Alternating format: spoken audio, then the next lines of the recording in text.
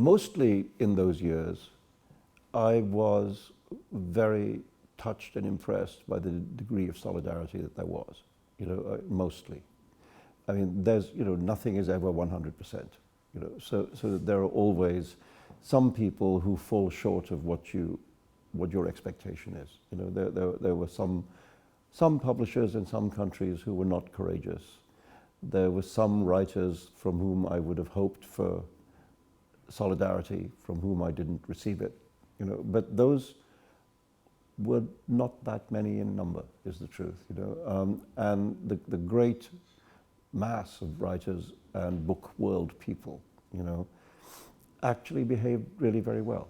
Actually understood that something very serious was happening here, in which they were all implicated. They could all see it wasn't just about me.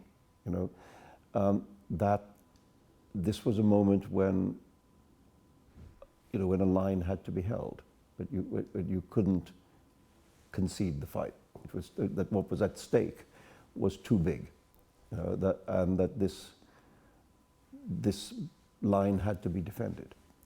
And I think one of the great reasons why we managed to defend the book was that very wide belief that it needed to happen.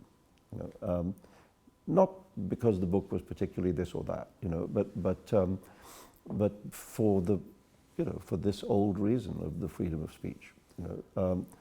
And that's why so many people that I never met went to bat for me.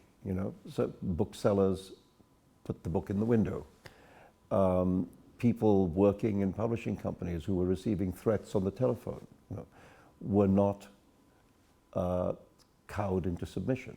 The book was published everywhere. The book was kept in print. People went and bought it as an act of support and solidarity. Ordinary readers, that was their way of saying, I'm on this side. And I think that was that sort of collective act of ordinary people. Politicians, as is often the way, came very late to the party. But that defense of the right of, not just the right of writers to write and publishers to publish, but the right of readers to decide what they want to read, and not to have that decision made for them by a mad old priest in Tehran. That was a lot of the reason why we were able to succeed. And I, looking back at it, I look back at two things. One is the book itself as a book, and the other is the story of what happened to the book. And the story of what happened to the book, I feel very proud to have been a part of that resistance. And nowadays, I think people are much weaker.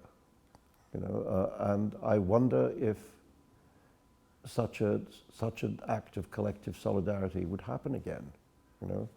Because recently things happen like happened in India recently, where Penguin Books withdrew a major work of scholarship just because a couple of Hindu extremists objected to it. And this is the same Penguin Books that defended the Satanic Verses.